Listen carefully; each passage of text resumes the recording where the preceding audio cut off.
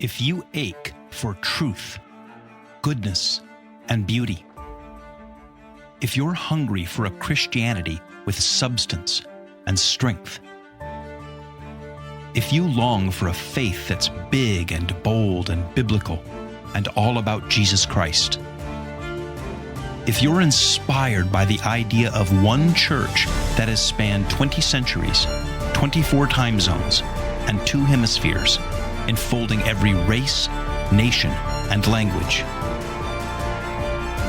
then you're considering Catholicism.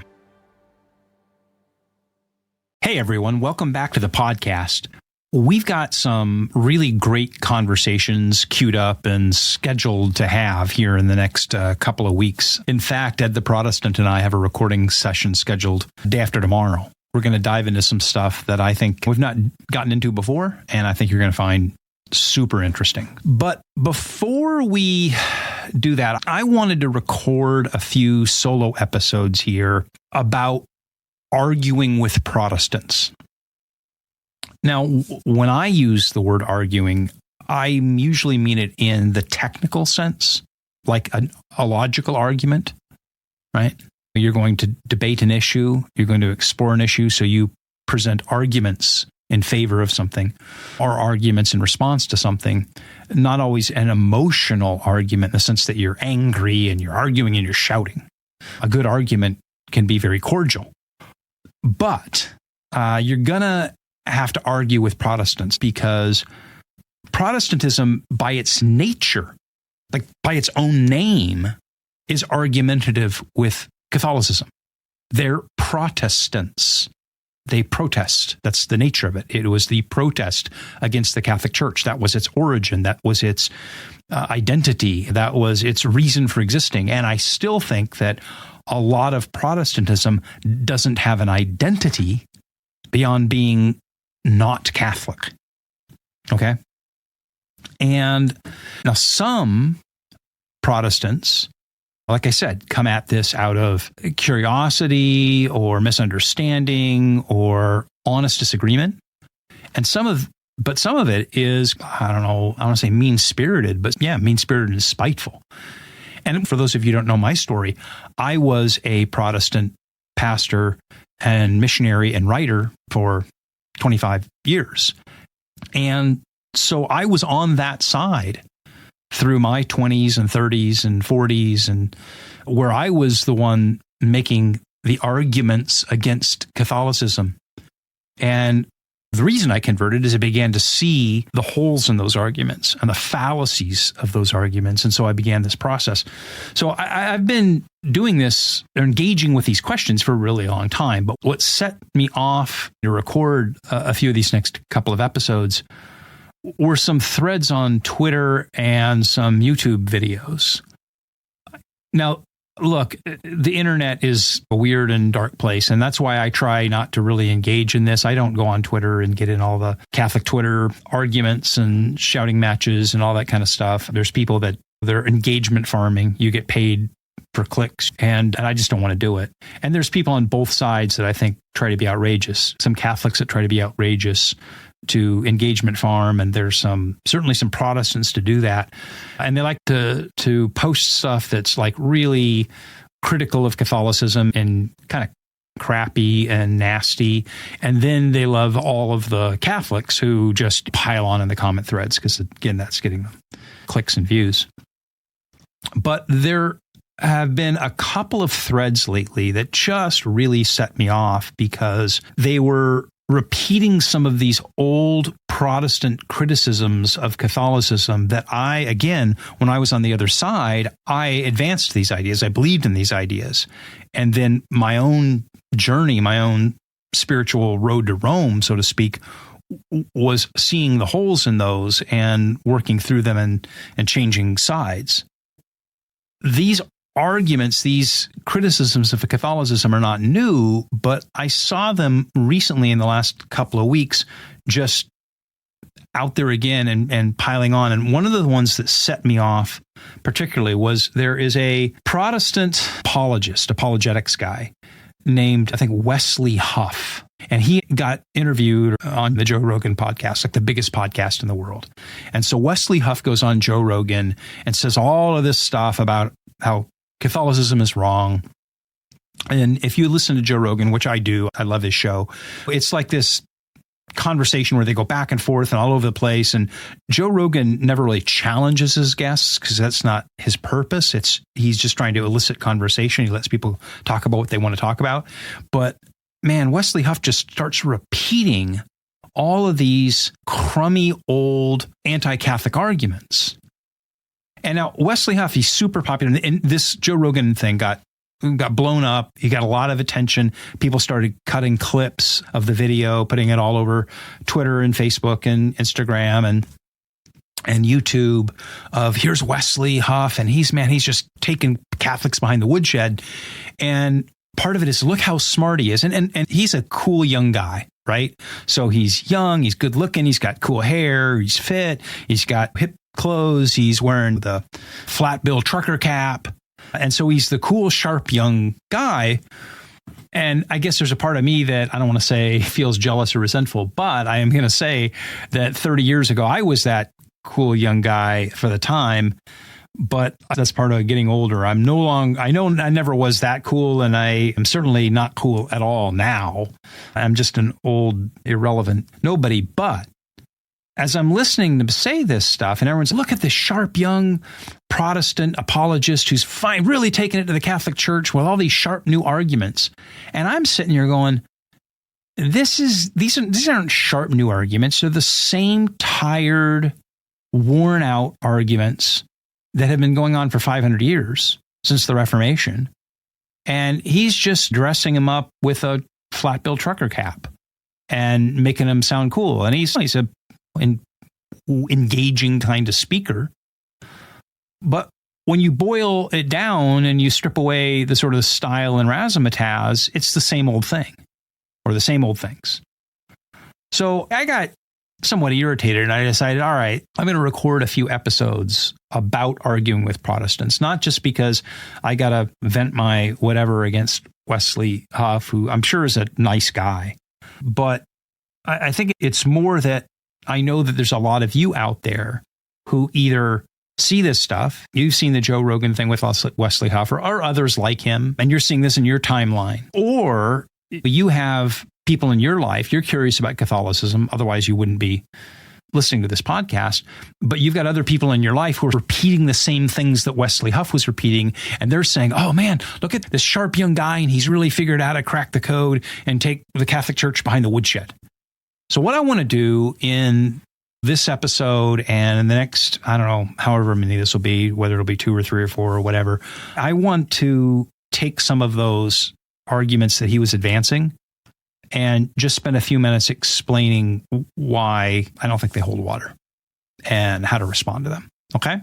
Let me just dive into this. The first one, like I said, he said a number of things. And again, these are the same old things that I've heard my whole life. I used to say, but the first one I want to focus in on is this claim that he made, Wesley Huff made in this. And again, it's been made over and over ad nauseum for centuries. The claim that the Roman Catholic Church didn't exist before X date. There's different dates they pick. It's always some arbitrary event in history that they choose to mark that there was no Roman Catholic Church before that. The Roman Catholic Church was invented or something at this particular date. And again, it's different ones. I've heard them over the years. Someone will say, oh, it was when Constantine the Great, the Roman emperor, converted to Christianity, and that's when the Roman Catholic Church started. Or some will say at different points in the Middle Ages or during the Council of Trent during the Counter-Reformation or whatever. But this Wesley Huff guy pulled out what was really a new one for me in this video that was all over X, Twitter, where he set the date where he says there was no Roman Catholic Church before this, and then there was a Roman Catholic Church. Somehow he sets it in the year 800 AD when Charlemagne was crowned Holy Roman Emperor by the Pope. Now, why do Protestants do this? Why do they say that the Roman Catholic Church didn't exist before Constantine or Charlemagne or the Counter-Reformation or whatever. It's because when they want to claim or associate with an idea or an accomplishment or an individual from the early church that they like. Okay, so when they look back at history and they say, here's some positive thing that happened in history in the early church prior to the Middle Ages or whatever, we can associate with that or that individual. It's okay because that wasn't the Roman Catholic Church. Like, we hate the Roman Catholic Church, but this good thing that happened in the year 100 or 200 or 300, 500 or whatever, that's okay because that wasn't the Roman Catholic Church. So, for example, along this line of thinking, it wasn't the Roman Catholic Church that resisted Roman persecutions under the empire. It wasn't the Catholic Church that fought to end slavery under the Roman Empire. It wasn't the Catholic Church that fought for the dignity of women and families in the Roman Empire. All of that was, quote unquote, I've got little scare quotes with my fingers here. All of that was early Christians did all that. Okay, this is their argument. Early Christians stood up to persecution and were thrown into the arenas and eaten by the lions. Early Christians fought for the elimination of slavery and gladiatorial combats, and early Christians did this and this. The martyrs who died under the Roman persecution in the arenas weren't brave Catholics, they were early Christians. It wasn't the Catholic Church that canonized and preserved and shared the scriptures. It was early Christians that did that. It wasn't the Catholic Church that sent missionaries throughout the known world. It was early Christians that did that. That's their line of thinking. I remember in the early 2000s when I was on my road to Rome, hadn't become Catholic yet, I was about halfway down the road. I had 1 foot in each camp, and I had this mega church pastor friend, a guy associated with one of the largest churches in America. Okay. And it was a weird occasion because there was a bunch of us old friends that used to gather on St. Patrick's Day at this one Irish pub and celebrate St. Patrick's Day with a beer or whatever.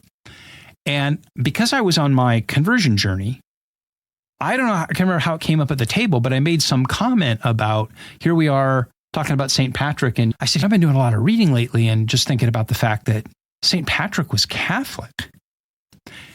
And this megachurch friend looks me straight in the face and rather forcefully told me, goes, no, St. Patrick wasn't Catholic. And I'm like, but, right? He went to Rome. He was made a bishop by the Pope in Rome, and the Pope sent him as a missionary bishop back to Ireland. It's about as Catholic as I think you can get. Nope, that wasn't Catholic. He was an early Christian. That wasn't the Catholic Church back then. Or what he was associated with wasn't really the Catholic Church.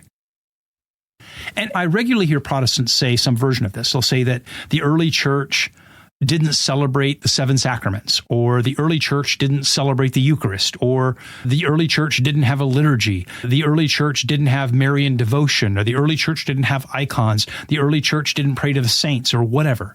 Because in their mind, early Christians did all this stuff, and all of that came along later with the Roman Catholic Church. And especially Calvinists, my old buddies, love to cherry pick quotes from St. Augustine and claim that St. Augustine was some sort of proto-Calvinist Reformed theologian, which is bizarre because Augustine, first of all, was a Catholic bishop, okay, a celibate Catholic bishop after his conversion, and one of the most prolific writers of the ancient world, in fact, of all time, with huge volumes of material written by St. Augustine in the 5th century. And my buddies will cherry pick a half dozen paragraphs or something from thousands and thousands of pages of his writings, ignoring the 99.999% of what he wrote, which was all Catholic, unabashedly Catholic. So it's pretty simple. In the mind of these Protestants, and this is what this Wesley Huff guy was trying to pull on the video, it's pretty simple. Anything good that happened in the first 1,000 years of Christianity was due to early Christians that we're all really proto-Protestants or evangelicals because the Roman Catholic Church didn't exist before Charlemagne or whatever. But anything bad that happened in the first 1,000 years was because the Roman Catholic Church was already corrupting Christianity within the first generations after Jesus like a cancer. So it's a weirdly inconsistent kind of thing. And so what I thought I would just do is tackle this. The setup here is taking a really long time, I know, but I want to take it on a little bit. So here's the question in terms of arguing with Protestants about this. Did the Roman Catholic Church exist before the Middle Ages? Was the early church Roman Catholic? And are we wrong when we claim the accomplishments of early Christianity for the Roman Catholic Church? To respond to this, I want to do a couple of things. First, I think that this, whatever argument that they have, this thesis they have, this idea they have about the Roman Catholic Church not existing before whatever date, is wrong for a couple of reasons or at a couple levels. The first are what I would call category errors. That's a kind of a logical flaw or a structural flaw in an argument in debate or logic, where you label things in a unfair or deceptive way. It's kind of word trickery. And I think that the whole thing rests on a few category errors. And then I think the floor around the debate is littered with factual errors. But the thing about factual errors is you can spend all day long swatting them down, right? Like you're playing the whack-a-mole game or pickleball or tennis or something, right? And I saw this with the Wesley Huff guy on his Joe Rogan thing and on some of his other YouTube stuff, because the guy is very likable, very bright, very articulate, young, cool, hip. And he just throws out fact after fact. Oh, did you know this? Once I wrote this, and here's this historical claim and blah, blah, blah. And the average person listening to this goes, man, this guy just dropped 50 truth bombs in the last 30 seconds. And he's citing dates and places and things, and it all sounds just like you're overwhelmed by all this information that he has. And the problem when anybody does something like that is it takes someone 30 seconds to drop 50 supposed facts on you. And then if you try to whack-a-mole them down to respond to all those factual errors, it's going to take you 5 minutes for each one. So the one guy in a minute can drop a whole bunch of misinformation, and then you've got to spend an hour one by one pointing out why all of his facts are incorrect. So I don't have time and I'm not really interested in swatting down all of the facts that people want to throw out supposedly about, the early Roman Catholic Church. Because as many as I swat down, people just throw another swarm over the wall. But let me start with the category errors, because those are like conceptual flaws in the argument. And the first category error is the claim that technically the Roman Catholic Church didn't exist before whatever date they want to set. Wesley Huff sets the coronation of Charlemagne in the year 800. This notion that that the Roman Catholic Church didn't exist before a certain date is a category error, because technically the Roman Catholic Church doesn't exist, at least not as a title. Let me say that again. Technically, the Roman Catholic Church doesn't exist now, at least not as a title. The Catholic Church that is headquartered in Rome in the Vatican doesn't call itself the Roman Catholic Church. Roman Catholic Church is a term that other people use for it. The church that is headquartered in Rome, in the Vatican with the Pope, calls itself the Catholic Church, simply the Catholic Church, not the Roman Catholic Church. Because the Catholic Church claims to be exactly that. The church that is mentioned in both the Nicene and Apostles' Creeds, right? In the Nicene Creed, we say one holy Catholic and apostolic church. In the Apostles' Creed, we say, I believe in one holy Catholic church. And the church that is centered in Rome claims to be that church. Now, this word Catholic simply means in the original language, universal. It claims to be the one holy apostolic universal church. Christ appointed his apostles. On Pentecost, the Holy Spirit came upon them, and the one Holy Catholic and Apostolic Church was born. And the church in Rome claims continuity with that. And the early church fathers, all of those bishops and theologians who under the Roman Empire built and led early Christianity, they canonized the scriptures, etc., all of that, all understood themselves to be part of the one holy Catholic universal church that was derived in direct succession from the apostles. They did acknowledge from the beginning of the 2nd century at least that the Bishop of Rome was the successor of St. Peter. Even though all of the trappings of the papacy developed over time, over thousands of years, they all acknowledged that that Bishop of Rome was the successor of St. Peter. And they met in these great councils, like the Council of Nicaea in 325, to define and declare what was true doctrine and what was heresy. There really was no and is no Roman Catholic Church. There's simply the Catholic Church. And this isn't just a semantic point. It's a category error in this debate. Because Protestants are using a sort of straw man argument or a sort of sleight of hand here. So essentially what they're saying is all of the stuff from the early centuries that we like was from a non-denominational universal church. I've been in Protestant churches where when they recite the Apostles' Creed, they change the word Catholic to universal. I believe in one holy universal church. And they go, we believe in that. And it was a sort of non-denominational thing. Now, then again, their argument is the Roman Catholic Church came along later and corrupted all that. So you Roman Catholics can't claim any of the good stuff that happened back then. Although anything we don't like from those centuries was the beginnings of Roman Catholicism, which corrupted the pure universal church like a cancer. But the Catholic Church, the one with the Bishop of Rome as the successor of Peter, claims to be that one holy Catholic and Apostolic Church mentioned in the creeds. Now, I understand that Protestants don't believe that. I get that. I didn't myself at one point. And I understand that Protestants dispute the claim of the Catholic Church, that it's the one holy Catholic and Apostolic Church. I get that. I used to dispute it too. But they need a stronger argument than this category error that the early church didn't call itself or think of itself as the Roman Catholic Church. It still doesn't.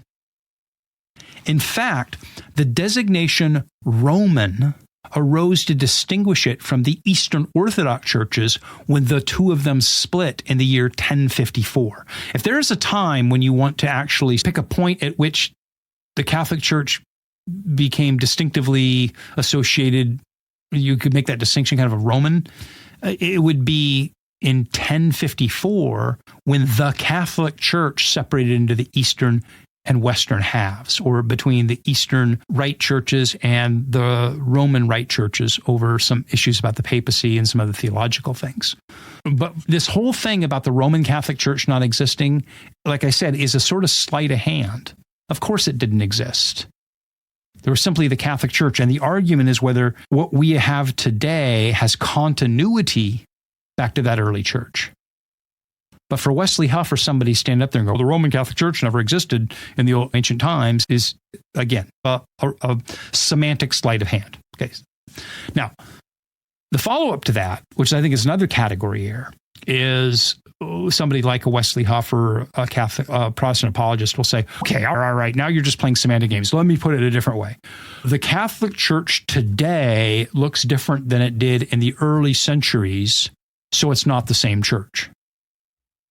Okay. Their argument is, and it was funny because on this YouTube video, this Wesley Huff guy actually says that. It was weird. He's the Roman Catholic Church with the Vatican and all that stuff didn't exist back then.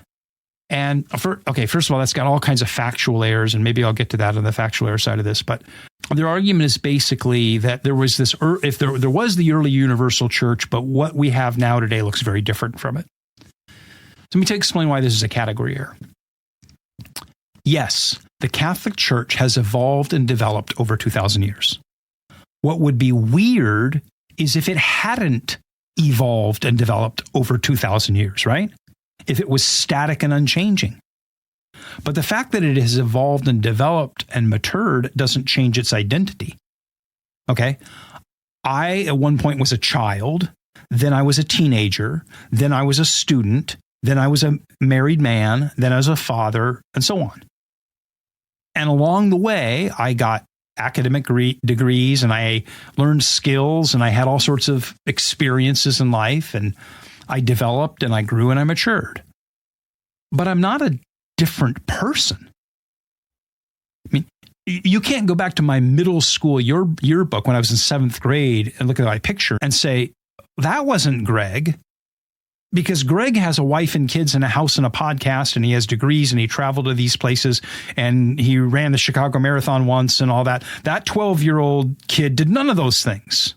That was a different person. You can't say that's absurd. That was me. It was me when I was younger. The strength of the Catholic Church is that it is the church of history, guided by the Holy Spirit. It spans 20 centuries, 24 time zones, etc. It's influenced and has been influenced by all of the people, all of the nations, all of the experiences of history. Over 2,000 years, it learned, it grew, it adapted as it encountered new cultures and met new challenges of civilization and technology and all the things that happened over 2,000 years. And when new heresies arose, the Catholic Church adopted doctrines to articulate the truth, faith against them. Protestants along this line will say things like, the Catholic Church didn't list the 7 sacraments until after the Reformation at the Council of Trent. That's true, but it practiced those sacraments from the time of Christ. And over time, the liturgies for those sacraments and the forms of those sacraments and the formal practices around them were sharpened and adapted to match the changes in the world as it went out into the 24 time zones and 2 hemispheres, encountering people from every tongue, language, and nation over 20 centuries. Those developed.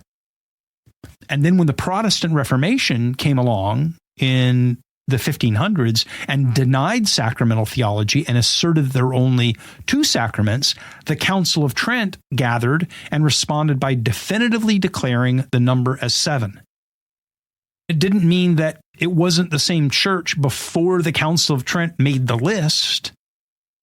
Again, this is how living things grow and adapt and mature. And the Catholic Church is a living thing. You know what? You know what didn't exist in ancient times? You know what church didn't exist? Protestantism. Protestantism didn't exist before Martin Luther in 1517. Now, by their argument, Reformed or evangelical theology or doctrine or whatever is invalid because they have developed new forms and systems and beliefs and practices even in the last 500 years. Dispensationalism, Scofield Reference Bible invented that in the 19th century. Pentecostalism, that's the Azusa Street Revival from 1910 or something in Los Angeles. Evangelicalism, now social justice evangelicals, all of these things have evolved in Protestantism over the last 500 years from the time Luther nailed the theses on the Wittenberg Cathedral door. And so you wouldn't say Protestantism didn't exist in the 1500s because now Protestants have dispensationalism or Pentecostalism. I'm willing to grant Protestantism has adapted, but so is the Catholic Church. The one thing that didn't exist in ancient times, though, is Protestantism, because if you go back, this is where the factual errors come in. You can't find anybody in the first centuries, any writer in the first centuries, any historical records in the first centuries that reflect anything like Protestantism or evangelicalism. Doesn't exist. From the earliest time, the first generations after the apostles, the first generation after the apostles, the successors of the apostles, the things they write, if you go back and read them, are Catholic. Catholic in its infancy, like it's first century Catholicism, second century Catholicism. But it's clearly just like when I was 4 and 5 years old versus the age I am now. But it would, right? It clearly is the same thing. So, look, these category errors, like I said, about Catholicism not existing or the Catholic Church not existing involves some rhetorical sleight of hand, some semantics, some mistaken categories about logical categories and claims. And when, like I said, all these factual errors, when Huff says that there was no Vatican and there was no Pope in the past, like he says, oh, I watched this video, I was stunned. This guy's supposed to be super smart and everything else on Joe Rogan is claiming this stuff. Is the Catholic Church with the Vatican didn't exist. It's, dude, if what you're saying is that the Sistine Chapel, which Michelangelo painted in the 16th, 15th, and 16th centuries, didn't exist, sure, that was an addition to the building. And it's true. What was on that spot from day one was where Peter was buried. His tomb was right there, still right there. And they built the old St. Peter's on top of his tomb. And then when the walls were falling down in the 15th, 16th century, they knocked it down and built what we have now, which is actually technically the new St. Peter's.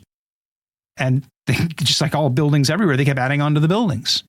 The papal court, all of the administrators and stuff like that, used to be across the Tiber River in what is now the Basilica of St. John Lateran, the old Lateran Palace. Because the area across the river where the Vatican is now was not developed. It was swampy land. And then over time, they cleared that and started building buildings there. It's a natural historical progression. So when Wesley Huff or these kinds of people say these things, they're making not only category errors, but all kinds of factual errors. And so all of these factual errors, like I said, I can't swat them all down.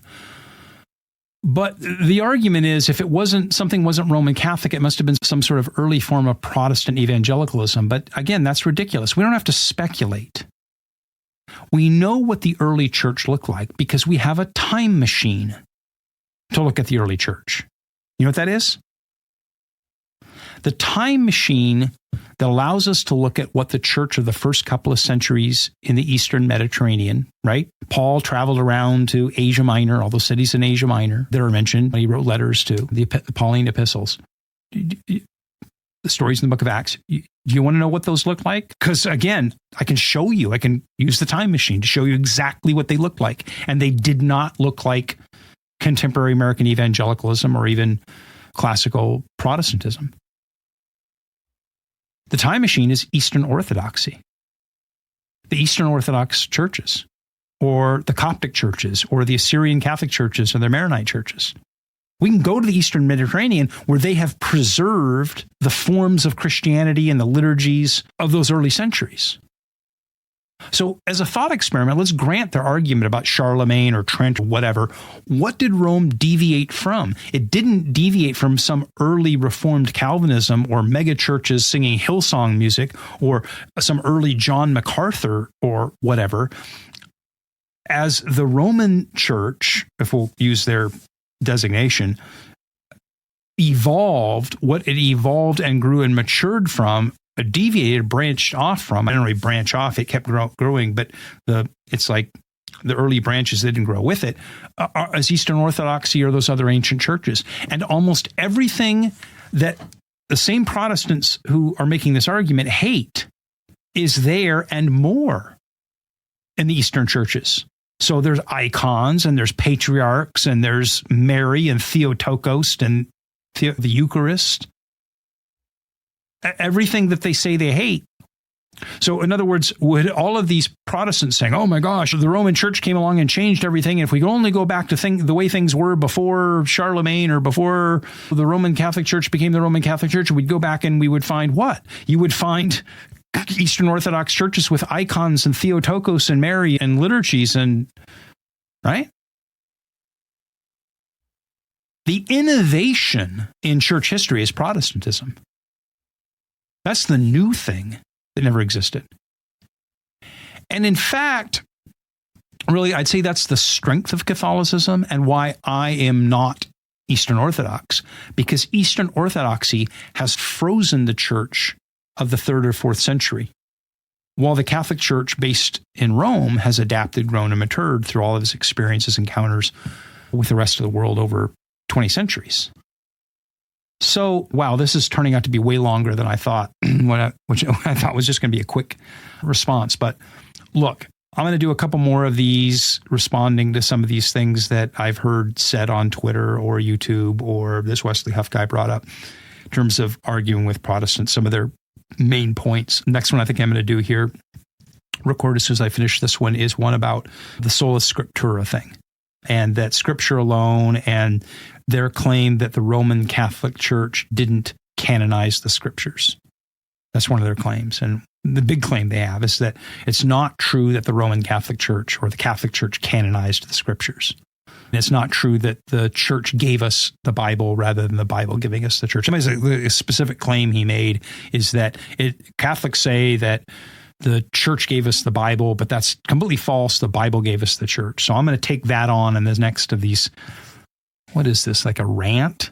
I guess I want to say it's not a conversation because there's nobody talking with me, and it's not a well thing. I guess I'm just sitting here in my studio with a microphone, just ranting like a crazy person. But I hope it's been helpful for you. And as you hear these kinds of arguments bandied around, maybe it gives you some food for thought or a few things that you can use to respond to these kinds of claims. But thanks for listening, and join me for the next one as we take on this whole what came first, the Bible or the Church argument that they make. Okay?